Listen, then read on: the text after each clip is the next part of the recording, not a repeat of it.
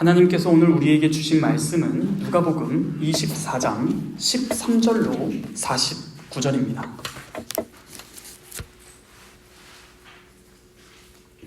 누가복음 24장 13절로 49절입니다. 다 찾으셨으면 하나님의 말씀을 제가 받들어 봉독하도록 하겠습니다.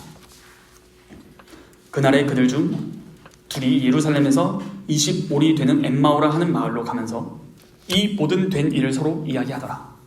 그들이 서로 이야기하며 문의할 때에 예수께서 가까이 이르러 그들과 동행하시나 그들의 눈이 가리어져서 그인 줄 알아보지 못하거늘 예수께서 이르시되 너희가 길 가면서 서로 주고받고 하는 이야기가 무엇이냐 하시니 두 사람이 슬픈 빛을 띠고 머물러 서더라.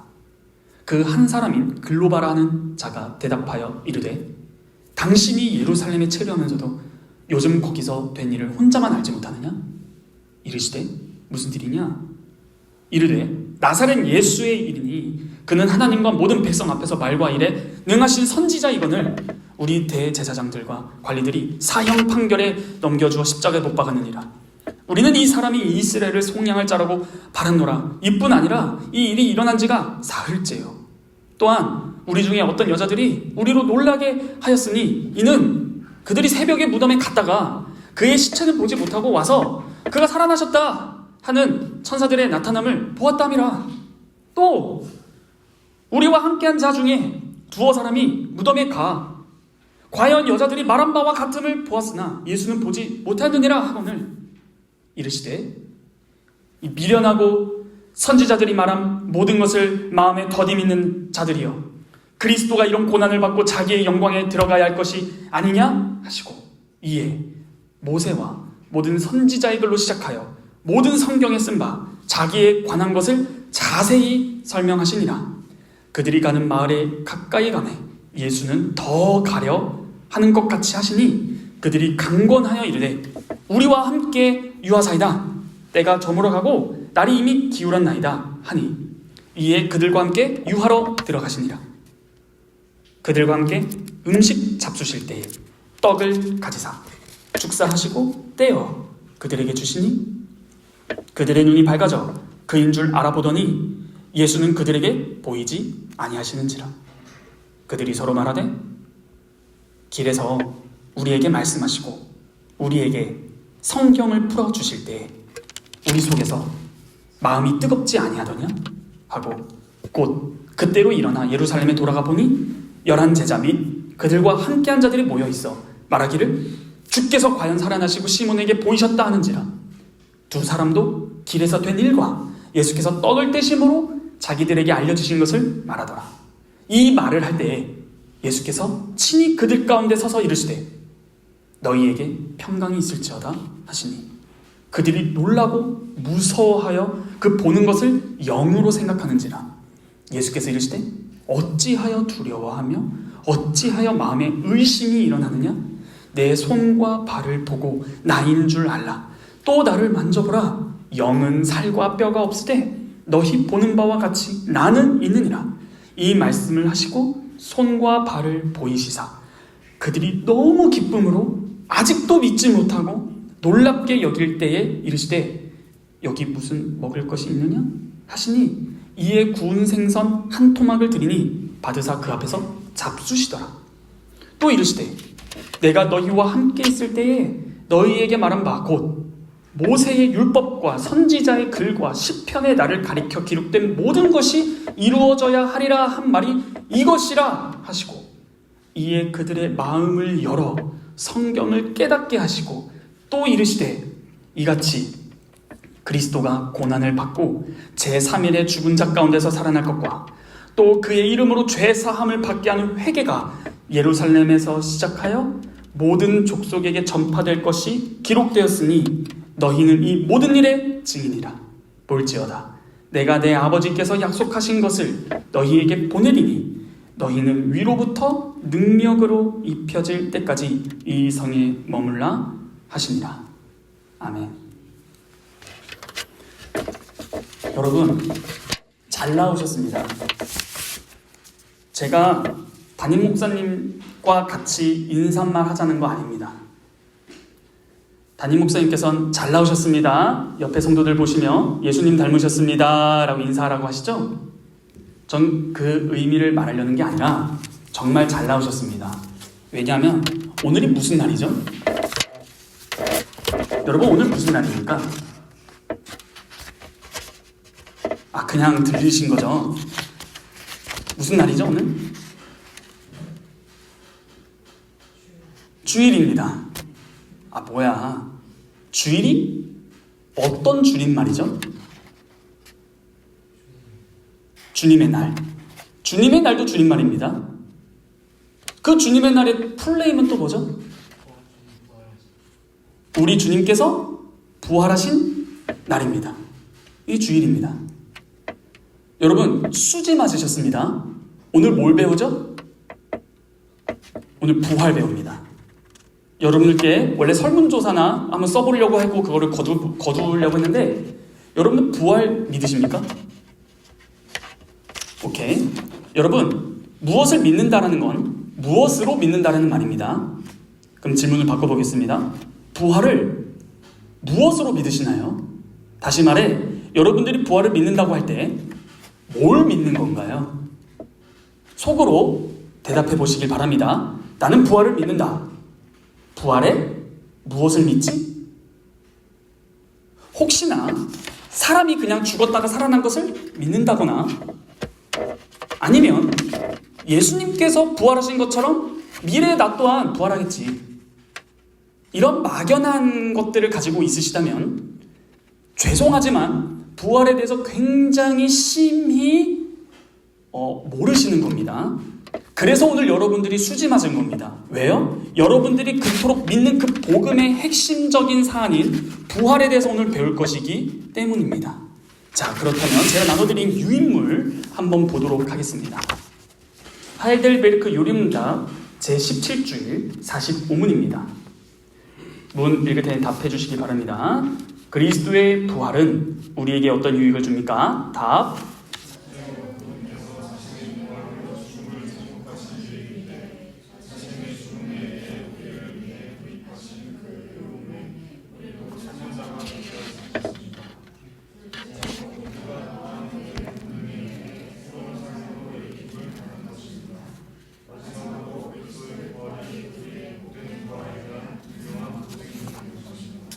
아멘.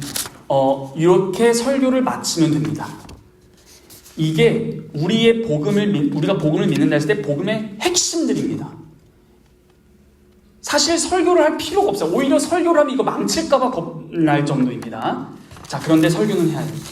망치려고 하는 게 아니라 이 의미를 잘 풀어보자라는 겁니다. 여러분들이 오늘 이 부활을 믿는다고 하는 것을 잊지 말으셔야 합니다. 이게 바로 여러분들의 믿음이기 때문입니다. 자, 오늘 이 요리문답을 보면은 세 가지로 나누어서 가르치는데 놀랍게 이 질문을 보시면 여러분, 부활은 사실입니까? 이렇게 질문하지 않아요. 부활은 진짜 사실이에요? 라고 묻지 않고 뭐라고 묻죠? 유익을 묻습니다. 그러나 이 답 안에는 당연히 부활의 사실도 담겨 있으나 이 부활을 믿을 때 어떤 유익이 있습니까? 라는 것을 다룬다는 것입니다. 그러므로 도대체 우리가 부활을 믿을 때 그 유익을 지금 누리고 있는가? 이게 바로 우리가 믿고 있는 것이 제대로 믿고 있는가라는 걸 점검할 수 있는 계기가 될 것입니다. 그러므로 우리의 유익을 살펴볼 것인데 세 가지로 살펴볼 것입니다. 첫째, 답에서 나오듯이 이제 핵심은 뭐냐면 죽으심으로써 그 얻으신 의에 우리가 참여한다라는 것입니다. 죽으심에 의해 얻으신 그 의에 우리가 참여하다. 이게 첫째. 둘째, 그의 능력으로, 그의 권능에 의해 우리도 새로운 삶, 즉 새로운 생명으로 일으킴을 받았다라는 것입니다. 셋째, 그리스도의 이 부활은 우리의 영광스러운 부활, 이 복된 부활에 대한 분명한 보증이 된다라는 것입니다. 여러분, 이거를 시제로 표현할 수도 있습니다. 시제. 첫 번째, 두 번째, 세 번째를 과거, 현재, 미래로 표현해 보겠습니다. 첫째, 과거입니다. 그리스도 안에서 의롭다함을 얻었다. 둘째, 현재입니다. 그리스도의 새로운 생명으로 지금 나는 살아간다. 현재입니다. 셋째, 미래입니다. 장래에는 영광스러운 부활을 나는 할 것이다. 미래입니다. 그러므로 이 세 가지 유익은 세 가지 시제로도 표현할 수 있습니다. 이처럼 우리가 오늘로써 그리스도의 승귀 사역인 부활을 이제 배우는 것인데 그 전의 사역은 무엇이었죠? 여러분 기억하시나요? 낮아지신 사역입니다. 어디서부터 어디까지? 성육신부터. 이 성육신은 잉태다, 출생이다. 잉태부터 어디까지? 십자가에서 못 박혀서 죽으시고 장사됨까지가 그리스도의 낮아지신 사역이에요. 이 모든 것을 요약하는 게 저번 주에 뭐였죠? 우리 한국 사도신경에 나오지 아니하는 지옥강하. 주의할 것은 뭐였죠? 문자적으로 지옥에 가셨다라는 것이 아니라 이 세상에서 당하신 모든 고난이 그리스도의 그 사역 자체가, 삶 자체가 다 고통이었는데 지옥의 고통을 영육간에 다 받으셨다라는 것으로 요약을 하고 끝 맺고 오늘부터 부활이라는 그런 높아지신 사역을 듣고 배우는 것입니다. 이해되시죠? 자, 이 부활이 과거, 현재, 미래의 사역으로서 우리에게 유익을 준다는 겁니다. 다시 한번 해볼게요.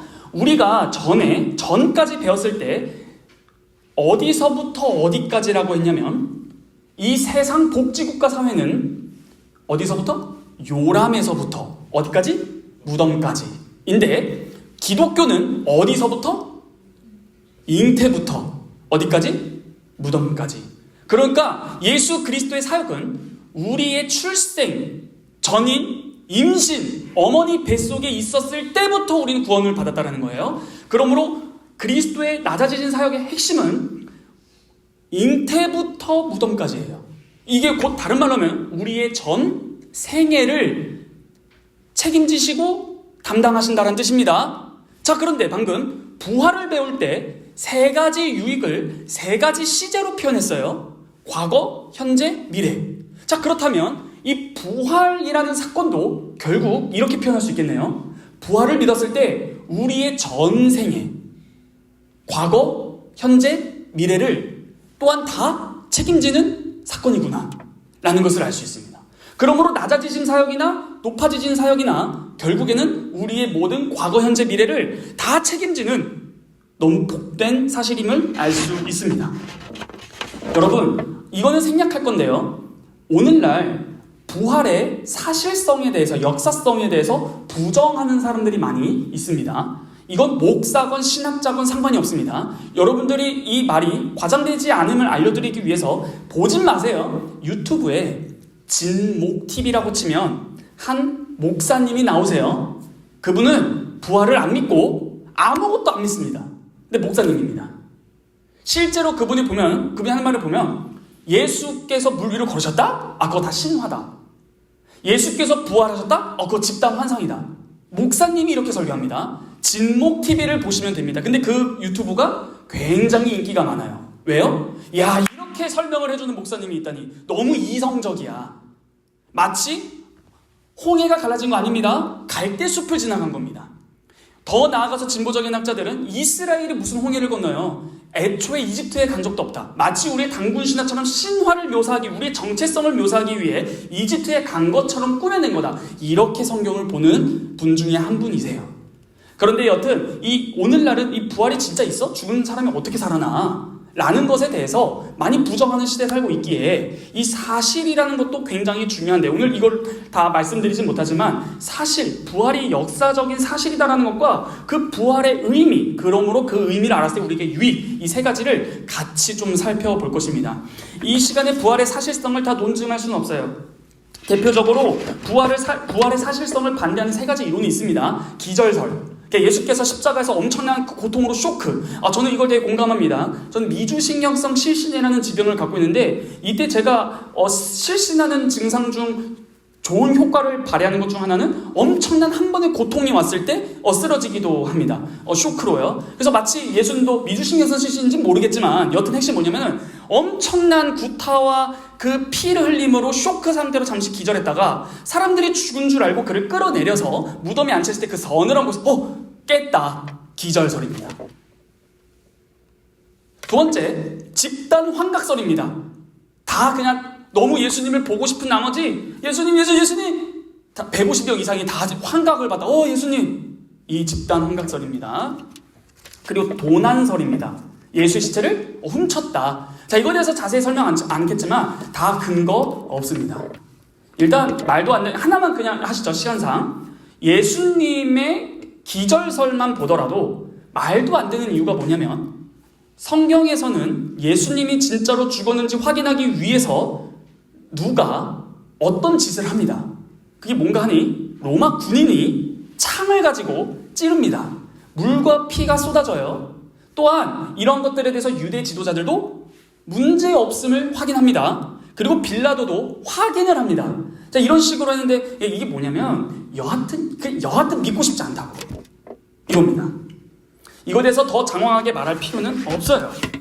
여하튼 이 부활을 막 부인을 해요. 한마디로 뭐예요? 19세기, 18세기 이후로 나타난 증상들이지 않습니까? 과학의 세계인 18세기가 지나고 나서 19세기부터 계몽주의 막 이렇게 일어나서 이성으로 모든 것을 판단했을 때에 말이 되는 것만 믿겠다라는 것이 이제 계몽주의 사조가 이제 교회 안에도 들어오는 것이지 않습니까? 자, 그런데 이렇게 부활을 계속적으로 부정하는 사람들이 솟아나니까 교회 입장에선 당연히 이것을 디펜스 해야 되잖아요. 그랬을 때 취하는 방법 중 하나가 자꾸 그들이 과학적으로 이런 말을 되게 많이 해요. 과학적으로 그걸 어떻게 증명했을 때 이거에 휘둘리는 교회들은 어떻게 하면 또한 부활을 과학적으로 설명하려고 합니다. 예수 그리스도의 모든 사역을 과학적으로 설명하려고 하고 성경의 모든 기적들을 과학적으로 설명하려고 합니다. 그런데 이게 바로 큰 함정이고 오히려 과학적으로 설명한다는 것은 참된 신앙인들의 신앙에 해를 끼칩니다. 예를 들어 볼까요? 부활을 과학적으로 설명했다 칩시다. 그랬을 때 과학적으로 증명됐으니 믿겠다라는 것이 자연스럽게 나오겠죠. 자, 이 말은 뭐냐면 과학적으로 증명된 것만 믿겠다라는 것입니다. 그럼 바꿔볼게요. 여러분 창조 믿으십니까? 그 창조 과학적으로 증명할 수 있는 분? 증명이 안 됩니다. 동정녀 탄생 과학적으로 증명할 수 있는 분? 과학적으로 증명이 안 됩니다. 고로는 안 믿겠다. 이것은 애초에 믿음이 아닙니다.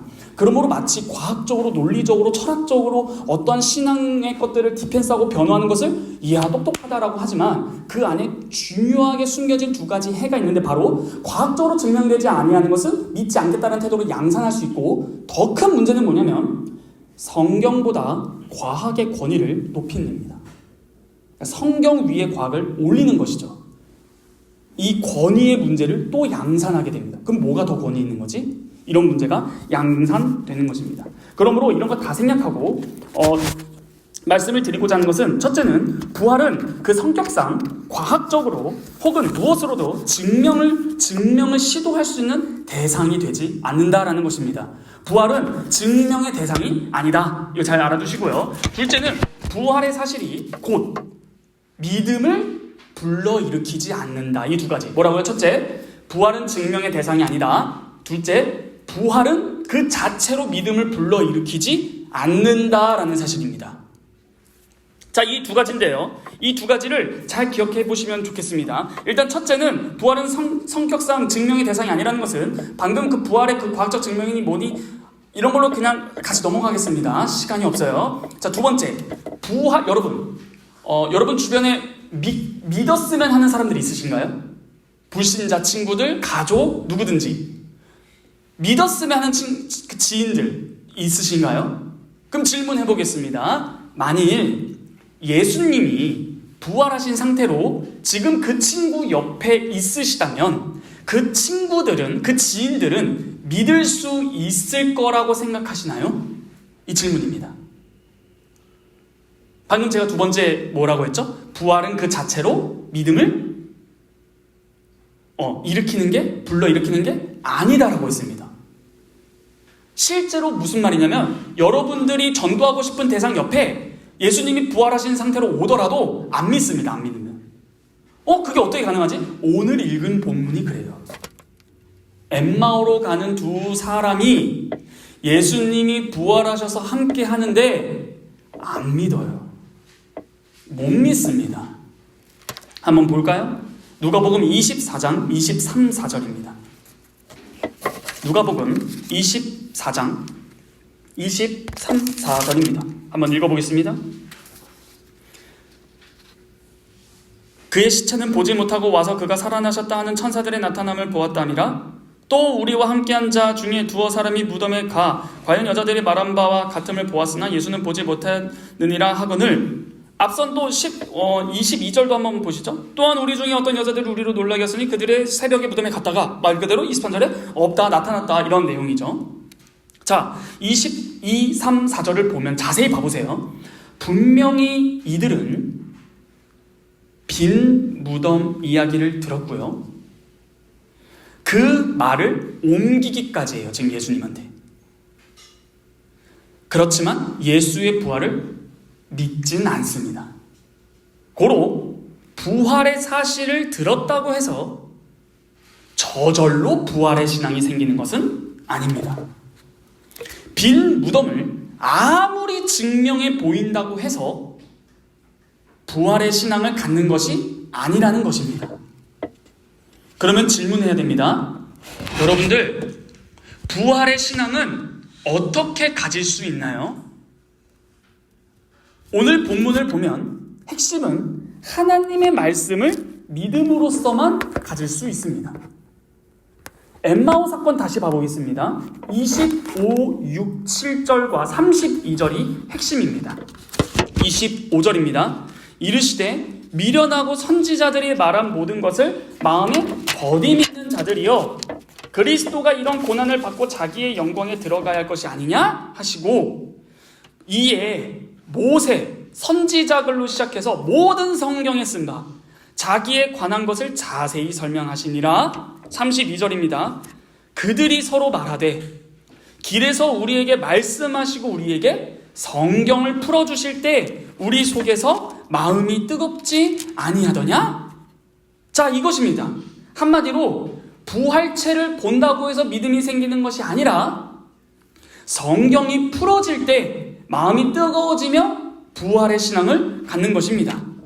이때 예수님은 엠마오로 가는 두 사람에게, 그들에게 내 몸을 한번 만져봐, 과학적인 증명을 내가 해줄게 라고 하시지 않고, 이 부활신앙을 갖게 되는 유일한 핵심 포인트는 한마디로 구약을 풀어주십니다.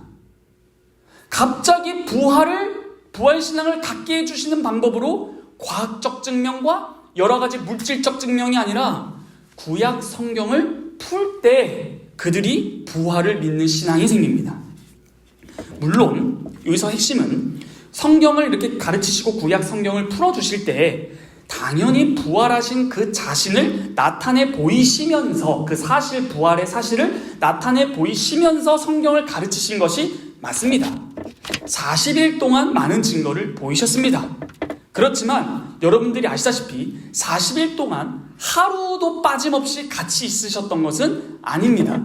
그게 무슨 말인가 하니, 여러분들도 아시다시피 나타나셨다가 없어지셨다가 주님께서 40일이라는 기간 안에 원하시는 때에 자신을 보여주신 것입니다. 그러므로 여기서 핵심은 구약에서 그리스도의 죽으심과 부활에 대하여 예언을 했는데, 지금 예수님께서는 그것이 이루어졌다 라고 설명을 해주신 거예요. 다시 말해 성경을 가르쳐 주시고 설교를 하니까 부활을 믿고 또한 부활의 증인도 될 수 있었던 것이죠. 무슨 말을 하고자 하는 것인가요? 부활체가 눈에 있건 없건 성경이 말하는 부활의 사실을 깨닫는 것이 먼저라는 것이다. 뭐라고요? 부활체가 눈앞에 있건 없건 부활의, 성경이 말하는 부활의 의미를 내가 아는 것, 깨닫는 게 먼저다라는 사실이에요. 엠마오로 가는 두 사람을 보면 정확히 그래요. 그러므로 부활의 의미를 성경으로 가르치지 않은 채 여러분들을 앵무새로 만드는 것은 옳지 않습니다. 무슨 말이죠? 여러분 부활 믿습니까? 부활 믿습니까? 당연히 여러분들은 네, 아멘 하겠죠. 근데 막상 어느 누구도 부활 믿습니까? 아멘! 부활이 뭔지를 가르쳐 준 적이 없어요. 부활이 뭡니까? 여러분들은 부활을 믿으십니까? 도대체 부활을 믿는다는 게 뭡니까? 그러므로 부활의 사실과 부활의 의미는 붙어 있는 겁니다. 여러분, 간단히 예를 들어서 지금까지 제가 설명한 한마디로 요약해 볼게요. 3.1절 뭐죠? 3.1절이 뭐예요? 3.1운동이죠. 근데 3.1운동이 역사적으로 없었어요? 그러니까 없는 거예요. 그러면서 제가 없는 거예요. 예를 드는 거예요. 없는 게 아니라 예를 드는 거예요. 3.1절이 없다. 그 역사적 사실이 없다. 근데 3.1절을 지키자. 3.1절을 지키자라는 말은 의미가 없어집니다. 이처럼 3.1절의 의미는 사실에 기반하고요. 이 사실은 의미를 수반합니다. 그러므로 부활을 믿는다 할 때 이 두 가지를 같이 아는 것이 굉장히 중요합니다. 우리는 사실만 부활을 믿습니다 했을 때 우리는 대부분 뭘 믿어요? 제가 물어보진 않았지만 부활하신 그 사실을 좀 믿습니다. 요 정도까지라면 뭐가 없는 거예요? 3.1절을 안 지키는 겁니다. 역사적 사실은 인정하는 거예요. 근데 이게 부활신앙이 아니에요. 그 의미가 뭡니까? 다시 부활을 무엇으로 어떤 의미로 알고 믿고 계십니까? 라는 거예요. 자, 이거를 오늘 볼 것입니다. 그러므로 이 부활의 사실 안에는 어떤 게 들어있냐면 죽음이라는 것의 의미가 담겨 있고요. 또한 부활의 사실과의 의미가 분리되지 않기에 바로 사실과 의미를 함께 배워야 한다. 이것이 핵심입니다. 이해되시죠? 부활의 사실과 부활의 의미를 잘 알아야 된다. 여러분, 죄송해요. 무겁죠? 은혜 받으러 왔는데 부활의 사실과 의미를 말하는 건 굉장히 우리를 답답하게 하고 피곤하게 합니다. 여러분, 지금 공기가 이래서 그런가요? 문 열으셔도 됩니다. 너무 졸리신 분 뒤에서 물구나무서기 하셔도 돼요. 괜찮아요. 자, 부활의 사실을 잘 믿는다라는 것은 절대 빈무덤을 믿습니다가 아니에요. 다시, 왠지 여기에서 이거 제가 장담은 안 하지만 부활을 믿습니다 할 때 전 빈 무덤을 믿습니다 라고 하시는 분들이 있을 것 같아서 그래요. 다시 말해, 빈 무덤, 그러니까 예수의 시체가 없다, 부활했다, 고로 난 부활을 믿는다. 근데 지금까지 제가 드린 말씀을 잘 기억한다면 이 부활의 사실을 잘 안다고 하는 것이 빈 무덤을 믿는다는 것이 아님을 알 수 있을 거예요. 좀 사고를 좀 잘 하시는 분들은, 방금 엠마우스 사건 실컷 말씀드렸습니다. 이 두 사람이 뭐라고 해요? 빈 무덤을 알아요. 실제로 여자들이 갔을 때 시체가 없다는 것도 알아요. 그러므로 빈 무덤의 사실을 믿습니다 라고 하는 것은 곧바로 난 고로 부활의 의미를 알고 믿는다라는 것이 아니라는 거예요. 아니에요. 엠마오로 가는 제자들도 어떻게 보면 빈 무덤을 믿은 거예요. 그 말을 그대로 전하기도 해요. 그러나 이는 부활의 믿음이 아니에요. 성경을 통해서 부활의 의미를 알아야 되는 거예요. 계속 반복합니다. 결국에는 성경을 통해서 부활의 의미를 알아야 된다는 거예요. 자, 준비됐죠? 그럼 이제부터 그러면 아까 첫째, 둘째, 셋째 시제, 과거, 현재, 미래를 말씀드리도록 하겠습니다. 부활의 첫째 유익입니다. 이 지금까지 조신 분들 괜찮아요. 이제부터 시험 문제입니다. 네. 오픈북 밑줄 치세요. 자, 대놓고 이제 알려드리는 거예요. 이것만 알면 나 부활을 안다 라고 말할 수 있어요. 첫째 유익, 이렇게까지 안 하길 바랍니다. 네, 지금 여러분들 유치원생도 아니고 제가 뭐 하는 겁니까? 자, 그쵸? 부활의 첫째 쓰세요. 외우세요. 머리에 문신은 하지 마시고 외우세요. 죄송합니다. 첫째, 어려워요. 부활함으로 죽음을 이기셨다. 첫째, 부활함으로 죽음을 이기셨다. 쓰세요, 빨리. 부활함으로 죽음을 이기셨다. 둘째, 죽음으로 얻으신 그 의에 우리를 참여하게 하신다. 이게 첫째 유익이에요. 첫째 안에 두 개가 있는 거예요. 첫째 안에 첫째, 죽음을 이기셨다. 둘째, 죽음으로써 얻으신 의에 우리를 참여하게 하신다. 이거예요. 부활해서 예수님께서 의를 얻으신 거예요. 여러분, 저 보세요. 이거 안 볼 거예요. 이거 너무 중요해서. 여러분, 예수님께서 죽으심으로 얻으신 유익이 뭐예요? 여러분들에게? 죄사함이죠. 십자가에서 나의 죄를 대신해서 죽으신 거잖아요. 그러므로 죽음에서 부활하셔서 죽음을 이기신 그 첫째 유익에 내가 참여한다는 것은, 내가 부활을 믿는다는 것은 곧 죽음의 세력에 종속되지 않고 그 죽음을 이기심으로 죄 사함에 내가 참여한다라는 거예요. 일단 이게 첫째. 그러니까 한마디로 첫째 뭐다? 죄 사함. 둘째, 이게 어려워요. 이건 여러분들 죽을 때까지 모를 수 있어요. 근데 알아야 돼요. 뭐냐? 자, 여러분 잘 따라오세요. 되게 중요합니다. 예수님은 이 땅에서 왜 사셨어요? 다시 정확히, 이 땅에 누구로부터 말미암아 오게 됐어요? 하나님. 이때 하나님은 자연스럽게 성부 하나님. 예수님은 성부 하나님으로부터 보냄을 받아서 이 땅에 오셨습니다. 그러면 왜 보냄을 받았죠? 예, 자신의 택한 백성들의 죄를 사하시려고. 그렇죠? 그러므로 예수님이 십자가에 달려서 죽으신 것은 본인의 죄 때문이에요? 아니에요. 자, 여기서 이게 잘 이해됐다면 이게 이해돼야 됩니다. 죽기까지 순종하셨다라는 말 아세요? 죽기까지 순종하셨으니. 무슨 말이냐면, 예수님은 죽음까지, 즉 죽음만이 아니라 모든 과정과 죽기까지, 죽을 필요가 없는데 너 죽어 라고 했을 때 네, 죽겠습니다. 이 죽기까지 순종하셨어요. 맞습니까?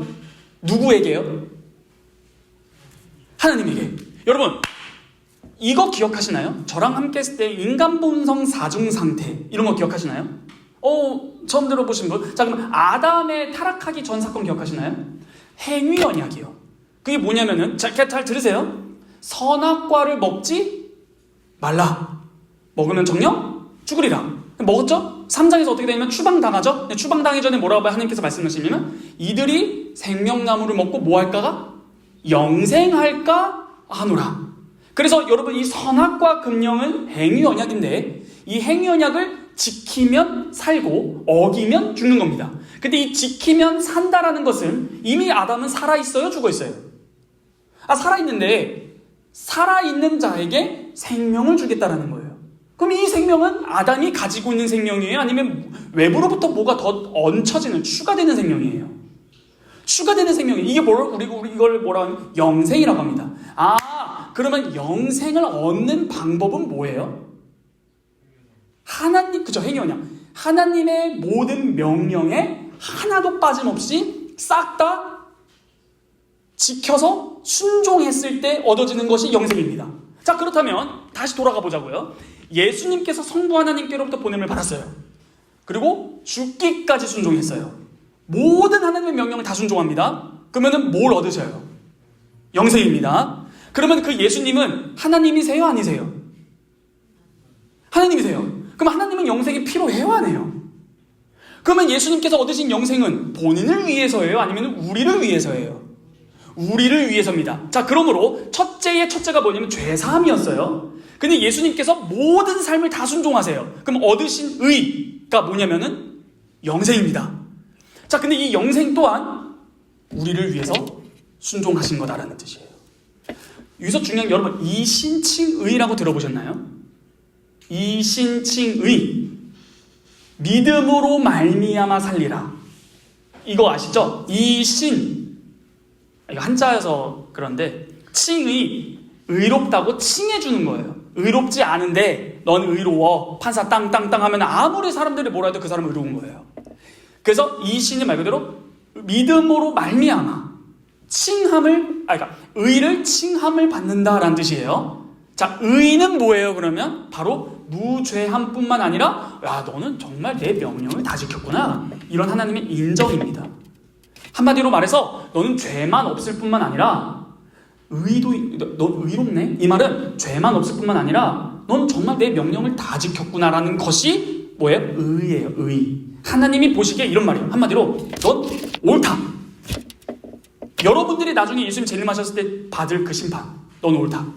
그게 의예요. 자, 그럼 정리해 봅시다. 이 첫 번째 유의 뭐예요? 예수님이 담당하신 그 죄사함과 예수님이 모든 생에서 끝까지 죽기까지 순종하심으로 말미암아 성부께 얻으신 그 영생을, 죄사함, 영생을 다 우리에게 주셨다.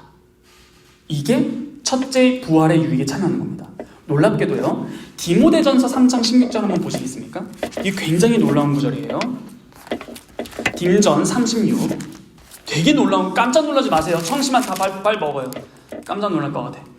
디모데전서 3장 16절 제가 읽어보겠습니다. 그도다 경건의 비밀이요 그렇지 않다 하느니 없도다. 그는 육신으로 나신 바 되시고, 여기서 중요합니다. 영으로 뭘 받으셔요? 의롭다 하심을 받으시고. 자, 여기서 중요한 게, 여러분, 이게 바로 예수의 칭의예요. 다시, 여러분, 예수는 사람의 이름이에요.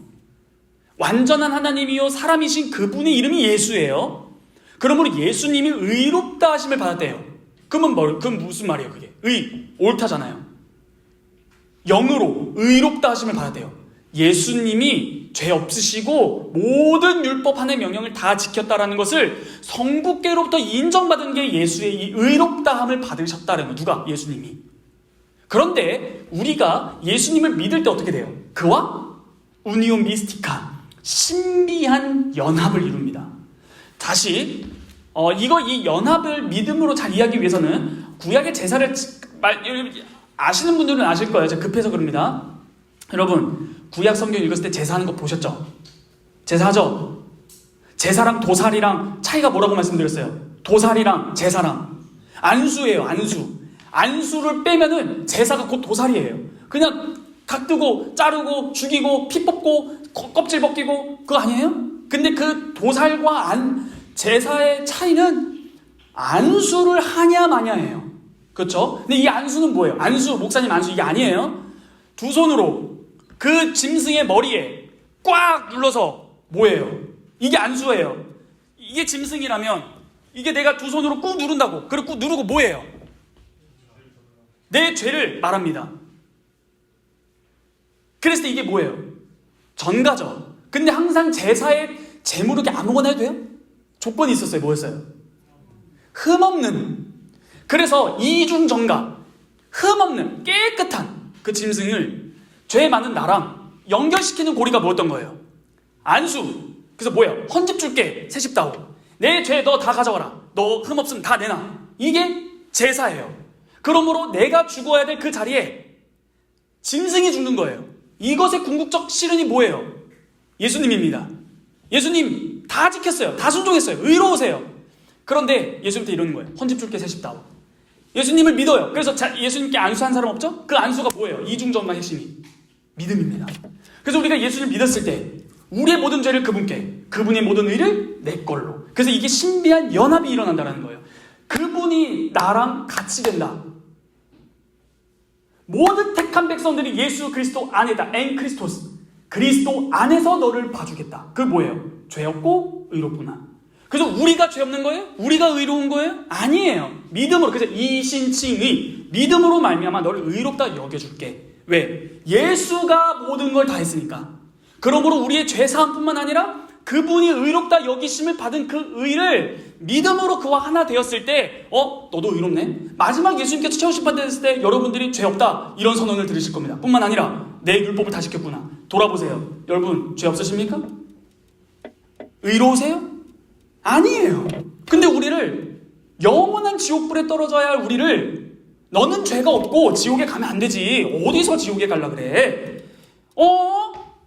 내 명령까지 다 지켰네. 넌 영생이다. 이거를 다 해주시겠다라는 게 예수를 믿음으로 이런 뜻이에요. 그러니까 예수를 믿으시라는 게 이 첫 번째 이 과거. 그러니까 그의 모든 의로움과 제사에 참여했다. 자, 둘째. 여러분, 영생은 무슨 말의 줄임말이에요? 영원한 생활이 아니에요. AGI가 나타나면 영생한다. 그거 아니에요. 영생은 영원한 생명이에요. 방금 그러면 요리문답에서 두 번째가 시제로 표현하면 뭐예요? 이미 과거 끝났어요. 현재죠. 자, 그러면 이 현재 한번 요리문답을 보면 어떻게 나와요? 뭐라고 말해야 돼요? 지금 새로운 생명으로 살아가는 거죠. 그렇죠? 자, 그러므로 여러분들 안에 예수님을 바르게 믿었다면 여러분 안에 뭐가 있는 거예요? 새 생명이 있어요. 새 생명. 그럼 새로운 생명으로 말미암아 뭐가 돼요? 새 사람이 됩니다. 그러므로 우리는 이 땅에서 새 사람으로 살아가는 거예요. 이게 굉장히 중요한 거예요. 이 새 사람은 무슨 사람이냐? 옛사람, 새 사람. 이 개념이 굉장히 중요한데 그냥 핵심만 지금 시간상 말씀드릴게요. 이 새 사람의 생명은 예수님께서 재림하셔서 완성하실 새하늘과 새 땅에 적합한 몸이에요. 간단한 예를 드릴게요. 이해를 위해서. 여러분, 물속에 들어가려면 뭐 입어야 돼요? 수영복으로는 안 돼요.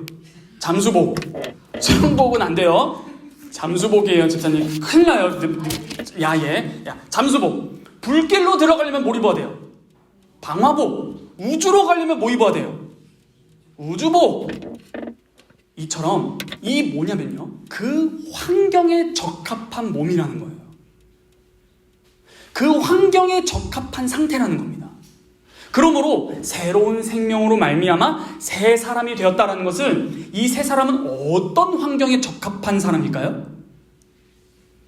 새하늘과 새 땅입니다.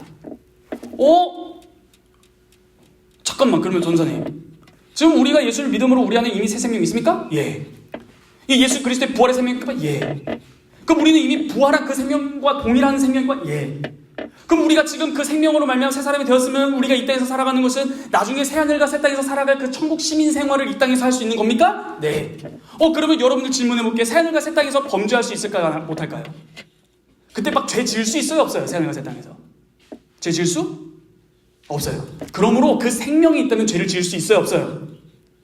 그래서 요한일서에서 죄를 짓는 자마다 하나님께 속하지 않았나니라는 말을 하는 거예요. 그런데 우린 죄를 짓는데요? 예, 여전히 분투하고 있는 거죠. 그러므로 부활을 믿는다는 것은 현실적입니다. 뭐예요? 새하늘과 새 땅에서 살아가야 할 그 생활을 어디서 살아간다?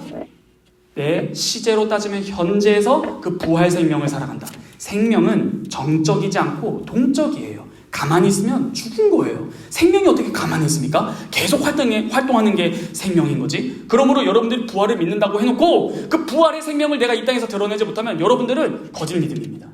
죄송합니다. 이거 제가 타협할 수 없어요. 하나님 말씀이기 때문에 그래요. 부활을 믿는다고 하는데 부활 생명대로 안 산다? 내가 맨날 죄에 허덕인다? 그거 의심해봐야 돼요. 자, 셋째 유익이 뭡니까? 미래의 부활입니다.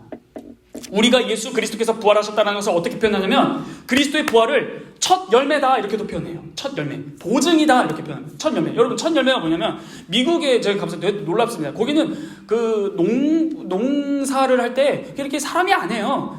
물을 뿌릴 때도 비행기로 뿌려요. 아니, 그만큼 땅이 어마어마해. 근데 여러분들이 우리 함께 셀 수 없는 평지, 그러니까 끝이 안 보이는 농사지역 딱 갔는데 그 입구에 어떤 열매가 하나 익었다고 칩시다. 하나 딱 익었어요. 그럼 그 말은 곧 무엇을 의미하는 건가요?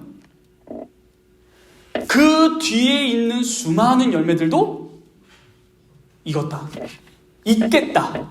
그러므로 이 부활이 첫 열매라는 것은 뭐예요?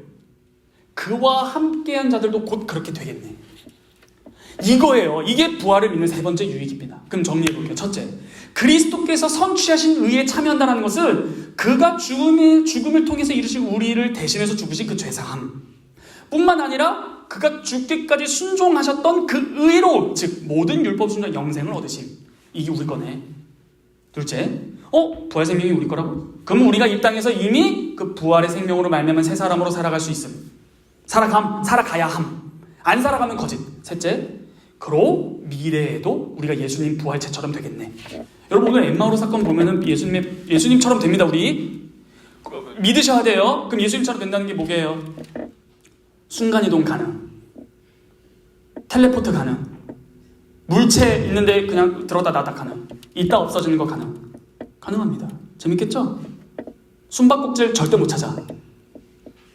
예수님이 갑자기 문이 닫혀 있어요. 여전히 벌벌 떠면서 밖에 있는 칼 위협으로부터 위험해서 문을 닫고 있는데 거기서 갑자기 예수님이 나타나요. 평안하라. 다 놀라요. 오늘 본문에 나오잖아요. 그리고 갑자기 나타나다 갑자기 사라졌다가 이게 바로 예수 그리스도의 부활한 참된 이상형, 인간 이상형입니다. 하나님께서 인간을 창조하실 때 이렇게 되기를 원했던 궁극체, 그게 바로 부활체입니다. 근데 이게 와 예수님 쩐다, 와 예수님 대박이다, 예수님이 우리 주님이다가 아니라 우리도 그렇게 된다는 거예요. 이게 세 번째 유익입니다. 그러면 부활 셋째, 이 세 가지 유익을 믿을 때 우리가 부활을 믿는다는 거예요. 단순히 빈무덤 믿습니다. 저 예수님께 부활하신 거 믿어요. 이게 아니에요. 이게 우리의 큰 유익을 준다는 것입니다. 우리의 삶과 연관되어 있는 것이에요. 그러므로 여러분 한 가지 이 예시를 들면은 이해가 잘 될 거예요. 우리에게 중요한 건 뭐냐면은 여러분들 봐봐요. 첫 번째와 세 번째는 자칫 이론이 될 수 있어요. 그렇죠? 이론. 근데 두 번째가 뭐였죠? 현재. 이건 이론이 아니라 현실입니다. 자, 예를 들어 1945년 8월 15일 무슨 날인지 기억하시죠?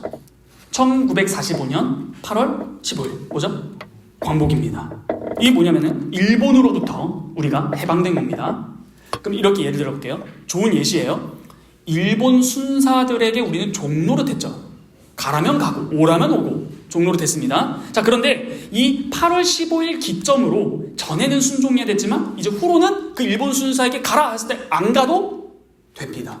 그렇죠? 근데 문제는 뭐냐? 이 해방의 소식이 뒤늦게 들린 저 산골짜기에서는 일본 순사가 그 사람에게 명령하면 그 사람은 순종해요? 아니면 8월 16일이라도? 해요. 왜 해요? 몰라서 해요. 그러나 그 산골짜기라도 8.15 광복절이 소식이 들리면은 순종해요? 안 해요? 이게 현재성입니다. 여러분들이 부활을 믿습니까? 다른 말로 해볼까요? 현재성에 함축시켜서 여러분들 안에 그 정말 부활의 생명이 있다는 걸 믿으시고 내 부활의 생명 내가 새 사람이 되었다는 것, 이 새 사람은 나중에 올 그 새 하늘과 새 땅에서의 삶을 지금부터 시작할 수 있다는 걸 믿으세요? 8.15 광복절 믿으세요? 일본 순사에게 순종 안 해도 되는 거 믿으세요? 그대로 정리해볼게요. 부활 믿으세요? 이젠 더 이상 죄의 종노릇 안 해도 되는 거 믿으세요? 이게 복음입니다. 죄의 종노릇하지 않고 이 모든 천지를 창조하신 하나님께 종노릇하라. 너희가 죄의 종노릇한 그 종노릇 그대로 하나님께 종노릇할 수 있다. 이제 이게 가능해진 게 복음입니다. 이게 부활이에요. 우리 안에 부활 생명이 있다는 것을 믿는 게 놀라운 거예요. 다시 말해 새 하늘과 새 땅에서 여러분 궁금하지 않아요? 이런 질문하지 않아요? 천국은 어떨까? 그거를 지금 누리라고 하는 것입니다. 가능합니다. 어떻게? 믿음으로만. 도대체 이 믿음이 뭘까? 여러분 이거를 믿어야 돼요. 이게 안 나타나잖아요. 그거 교회 아닙니다. 그래서 되게 놀라운 게 뭐예요? 여러분 그 새하늘과 새 땅에서 막 이럴 것 같아요? 제가 만약 여자면은 소신자면 딱 보고 저 기집애 진짜 또 보기 싫어가지고 맨날 쟤만 예수님 옆에 있어. 새하늘과 새 땅이에요. 새하늘과 새 땅. 제 여자예요. 진짜 짜증나 죽겠다. 이럴 것 같으세요? 안 그러죠? 안 그래야 돼요? 그럼 교회라는 건 뭐예요? 하나님의 택한 백성 공동체, 부활 공동체잖아요. 근데 사도 바울이 서신을 보일 때마다 하나 고린도 교회나 이런 데 보면 뭐가 있어요? 교회 안에? 분열, 싸움. 그래서 사도 바울이 뭐라고 처방을 하는 건 줄 아세요? 그 쓴 것을 야야 참아 이게 아니라 계속 십자가와 부활을 너희들이 믿어? 그러면 그럴 수 없지. 이렇게 자꾸 말하는 거예요. 우리가 여전히 약해서 연약해서 싸울 수 있어요. 질투할 수 있어요. 그러나 새하늘과 새 땅에 적합한 그 몸이 우리에게 있기 때문에 그것을 참으로 믿으면 너희의 삶이 세상이 줄 수 없는 그 평안으로 가득하겠지. 그 땅에서 누릴 마지막 최후의 날에서 누릴 영원히 누릴 그것을 지금 누려라. 그걸 내가 이미 너희에게 줬으니까 줄 게 아니라 미완료형이 아니라 완료 시제, 완료형 이미 너희에게 줬다 해요. 누려라 해요. 믿음으로 누려라가 기독교입니다. 그러므로 이 세 가지를 믿는 게 부활을 믿는 거예요. 놀랍게도 감사하게도 성령께서 우리 안에 내주하시는 것도 부활의 보증입니다. 왜요? 성령을 다 알지 않겠지만 성령께서 예수를 부활시키셨다 이렇게 말하고, 성부께서 예수를 부활시켰다라고 말하고, 예수님께서 스스로 자신을 부활시켰다라고 말을 해요. 그러므로 부활은 성삼위일체 하나님의 사역적 보증이에요. 그런데 부활하신 그리스도께 우리가 믿음으로 우리도 부활할 것이고, 그 부활을 시키신 성령께서 우리 안에 내주하심으로 우리도 부활할 것이고, 그 둘을 부활시키는 성부 하나님께서 우리를 아버지라고 부르시는 우리를 결국 부활시킬 것이다. 그러니까 우리는 100% 부활합니다. 근데 놀랍게도 부활을 불신자들도 할 것입니다. 이 부활이라는 것은 단순히 육체가 부활하는 것을 말하는 게 아니에요. 제가 말하는 건 육체로 부활하는 걸 말하는 거예요. 신불신자 다 부활할 거예요. 영원히 살 겁니다. 근데 어떻게 사느냐가 중요하겠죠. 영원히 지옥에서 사느냐? 영원히 천국에서 사느냐? 이게 핵심입니다. 불신자는 데스노트 그 마지막 아시죠? 라이토한테 말하는 거. 그 결국에는 데스노트를 써서 죽은 사람보다 무다. 없을 무다 이렇게 말을 해요. 영화에서 그 죽어서 라이토에서 무로 간다 이런 개념이에요. 이게 일본의 사상이죠. 근데 핵심은 뭐예요? 아니에요. 인간은 소중합니다. 인간은 하나님의 형상이에요. 하나님은 소멸하시는 분이 아니에요. 인간도 소멸하지 않을 겁니다. 영원히 살 거예요. 어디서 살 거냐라는 겁니다. 다 부활할 거예요. 이순신 장군 볼 거예요. 세종대왕 볼 거예요. 태종, 태세, 문단세 다 볼 거예요. 아담 볼 거예요. 하와도 보겠죠. 우리의 어머니인 거. 근데 어디로 가냐겠죠. 다 부활할 거예요. 여러분들 다 부활할 겁니다. 어디로 가느냐라는 겁니다. 그게 예수를 믿으면 천국 간다 이 말입니다. 그러므로 말씀을 정리하겠습니다. 이 세 가지 잘 기억하시면서 말씀을 정리해 볼게요. 여러분, 하나님은 시공간을 초월하십니다. 그러므로 오늘 배운 유익이 몇 가지였죠? 3가지였어요. 근데 사실은 하나님 관점으로 보면은 3가지가 아니라 하나의 부활의 3측면이겠죠. 왜요? 하나님은 과거, 현재, 미래라는 시제에 매이지 아니하시고 시간과 공간을 초월하셔서 모든 것을 한 번에 보시는 분이시니까 부활이란 결국에는 3측면이겠네. 3가지가 아니라. 그렇죠? 그러므로 하나님이 우리를 보실 때 우리는 이미 뭐한 자들이에요? 부활한 자들입니다.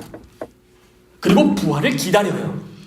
자, 이처럼 부활을 우리는 다 누리면서 사는 것은 뭐냐면은 이 3가지 측면을 다 누린다라는 것입니다. 과거와 현재와 미래를 우리가 다 우리의 삶에서 누릴 때 우리는 부활을 누리는 것이고 부활을 믿는 것입니다. 자, 그러므로 이 말을 한번 OX 퀴즈 나갑니다. 잘 들으셨다면 맞추실 거예요. 상금은 5달란트. 나는 과거의 부활 믿고 미래의 부활도 믿는데 솔직히 말해서 현재는 잘 모르겠다. 이 사람은 부활을 믿는 건가요? OX. X예요. 2번째, 나는 빈 무덤은 믿고 주님이 다시 오실 재림하실 것도 믿는다. 그런데 여전히 현재를 살아가는 이 현재의 나는 죄를 이길 힘도 없고 죄의 대책도 없다. 해봤는데 잘 안 되더라. 이 사람은 부활신앙이 있는 걸까요? 없는 걸까요? 없는 거예요. 현재를 부활의 신앙으로 살아가지 않는 사람은 부활을 안 믿는 겁니다. 여러분들이 죄를 이길 수 있어요. 그러므로 그리스도의 부활 사건은 시제상 과거, 현재, 미래가 따로따로가 아니라 하나로 뭉쳐서 우리가 그걸 다 받는 거예요. 그래서 그 부활의 유익을 하나도 빠짐없이 다 받습니다. 그러므로 부활은 현재의 일입니다. 여러분, 그러므로 부활을 믿습니다라는 것은 이 3가지 유익, 3가지 시제, 그러나 한 가지 부활의 3측면, 이것을 여러분들이 알고 믿고 삶에서 누리고 맛볼 때, 특히 언제 내가 죄를 이겼을 때 이 믿음으로, 그때 그 정우성 배우 말 따라해보겠습니다. 짜릿해. 날마다 새로워. 진짜예요. 청년의 때의 정욕이 어떻게 이길 수 있을까? 부활신앙으로만 가능하다라는 거예요. 안 될 것 같죠? 주님도 내 정욕은 못 이겨. 그게 아니거든요. 정욕만이겠습니까? 모든 것 다 왜? 아니 상상을 해보세요. 내가 이미 부활신앙이 있는데 새하늘과 새 땅에서 혼자 이럴 거예요. 구석에서. 지금 기원 후 1억 10억 년 전 후 막 이럴 바에 후에 근데 막 구석에서 박소준 장님 참 밉다. 이럴 겁니까? 아니죠. 그때는 죄를 지을 수 없어요. 그 생명대로 살기 때문입니다. 그럼 지금도 그가 가능하다고 믿으셔야 돼요. 그게 옛사람을 죽이라 새 사람으로 살아라, 옛사람을 벗으라 새 사람을 입으라, 계속 그 개념을 말하는 겁니다. 이게 두 세대라는 아주 중요한 신학적 개념인데 나중에 또 배울 시간이 왔으면 좋겠어요. 우리는 이미 온 시대를 살아갑니다. 이미 온 시대란 그 새하늘과 새 땅 시대. 그래서 우리 기독교 역사는 되게 독특해요. 과거에서 미래로 나아가는 동시에 미래가 이미 현재에 들어왔다, 이렇게 표현합니다. 새하늘과 새 땅을 우리가 누립니다. 이것이 아주 잘 표현한 게 저번에 읽었던 말씀 한 번 더 읽어보죠. 골로새서 읽고 기도하고 마치겠습니다. 골로새서 3장 1절부터입니다. 이거 한 번 더 읽어보죠. 이게 너무 복음이에요. 자, 이거를 읽기 전에 여기서부터 한번 보시죠. 2장 20절부터 읽어볼게요. 2장 20절부터. 여러분 혹시 좋은 성경 쓰시는 분들 2장 20절 위에 조그마한 소제목 있으신 분들 있으신가요? 뭐라 써 있어요? 무슨 사람? 오케이. 내가 말한 거 다 나오네. 자, 읽어볼게요. 2장 20절부터요. 이런 거 읽고 해석해 드릴 거예요. 너희가 이 세상의 초등학문, 이거 율법입니다. 세상의 초등학문에서 그리스도와 함께 죽었잖아. 근데 어찌하여서 세상에 사는 것과 같이 그렇게 살아? 그 규례에 순종해. 곧 붙잡지 말고 맛보지 말고 만지지 말라 하는 이것이니 이 모든 것은 한때 쓰이고 없어지는 것이라. 사람의 명령과 가르침을 따르냐? 사람의 명령과 가르침을 따르는 거야? 이런 것들은 자의적 숭배, 겸손과 몸을 괴롭게 해요. 이 겸손과 몸을 괴롭게 한다는 지혜가 있어요. 지혜 있는 모양이나 오직 육체, 즉 죄악된 욕망을 따르는 이 육체를 따르는 것을 금하는 데는 조금도 유익이 없느니라. 이게 무슨 말인지 설명해 드릴게요. 이런 겁니다. 예시를 바꿔보겠습니다. 체리자매, 죄송해요. 예시니까 체리자매. 2장 20절부터 방금 읽은 23절은 이런 내용이에요. 체리자매, 성경 읽어야 됩니다. 체리자매, 죄 지으면 안 됩니다. 체리자매, 아침 일찍 일어나야 됩니다. 체리자매, 주일 빠지면 안 됩니다. 체리자매, 찬양해야 되고요. 금요철에 빠지면 안 되고요. 새벽 예배 빠지면 안 되고요. 수요예배 빠지면 안 됩니다. 체리자매, 이것도 하셔야 되고 저것도 하셔야 되고요. 이런 것들 하셔야 됩니다. 여전히 경건하지 못하신가요? 더 이런 걸 하셔야 되겠습니다. 이런 것들. 그 체리자매를 지혜로운 모양, 겸손하게 만드는 능력은 있다는 거예요. 그런데 뭘 못해요? 육체를 따르는 그 죄악된 정욕을 금하는 데는 조금도 유익이 없다. 이거 하지 마십시오. 저거 하십시오. 이게 그렇게 큰 효과를 누리지 못한다는 거예요. 이런 맥락에서 3장 1절. 그러므로 접속사 나오네요. 그러므로 너희가 그리스도와 함께 다시 살리신 부활을 받았으면, 부활을 당했으면, 진짜로 부활했으면 뭐예요? 현재, 과거, 현재, 미래. 한 시제가 통합된 하나님의 전능한 관점에서 예수 그리스도를 믿었을 때 여러분들이 부활했어요. 그래서 뭐라 말해요? 너희가 그리스도와 함께 진짜 다시 살리신 부활을 받았으면 이제 어떻게 하라? 위의 것을 찾아라. 거기는 그리스도께서 하나님 우편에 앉아 계시느니라. 위의 것을 생각하고 땅의 것을 생각하지 말라. 왜요? 너희가 이미 죽었잖아. 너희 생명이, 영생이 그리스도와 함께 하나님 안에 감추어져 있다. 어느 누구도 뺏을 수 없다. 그러므로 땅의 지체 죽이라. 이렇게 하면서 모든 죄악된 것들이 나오는 거예요. 그러니까 이런 겁니다. 형겸 형제 5절 잘 보세요. 제가 만약 형겸 형제가 부활하지 않은 사람에게 이렇게 말할 수 있다는 거예요. 교회에서요. 이런 겁니다. 형겸 형제, 음란하지 마십시오. 부정하지 마십시오. 사욕에 속하지 마십시오. 악한 정욕을 품지 마십시오. 탐심을 품지 마십시오. 했을 때 형겸 형제는 그런 모습을 안 할 수 있다. 그러나 그 본질적 뿌리가 안 뽑힌다는 거예요. 그럼 어떻게 됩니까? 했을 때 너희들은 이미 그리스도와 부활했을 때 하늘에 있잖아. 하늘에 있어요. 여러분들을 그리스도와 부활했을 연합했으니까, 그리스도께서 부활하셔서 승천하셔서 보좌 우편에 앉아 계시니까 우리가 그를 믿음으로 우니오 미스티카, 그와 연합된다. 하나 된다고요. 그래서 우리는 뭐라, 하나님의 관점으로 여러분은 이미 하늘 시민권자라니까요. 하늘에 있어요. 그래서 뭐예요? 땅의 지체 이런 것들을 이길 수 있다. 믿어라. 이겨진다. 성령께서 함께 하신다. 왜? 그 삶을 이미 살 수 있다. 그러므로 부활의 유익은 과거, 현재, 미래 한 부활의 새 측면입니다. 이것은 예수 그리스도를 믿을 때만 가능하고 이 세 가지 유익을 잘 알 때에만 가능합니다. 이게 복음입니다. 왜 기쁜 소식이에요? 여러분들이 그토록 고통스러워하는 그 죄악된, 거기서 1945년 8월 15일 광복절보다 더 좋은 소식이 여러분들에게 선포된 겁니다. 예수님께서 모든 것을 다 담당하셨으니 그를 믿음으로 살고 나중에 너희들도 그렇게 되라. 이게 부활입니다. 기도하겠습니다.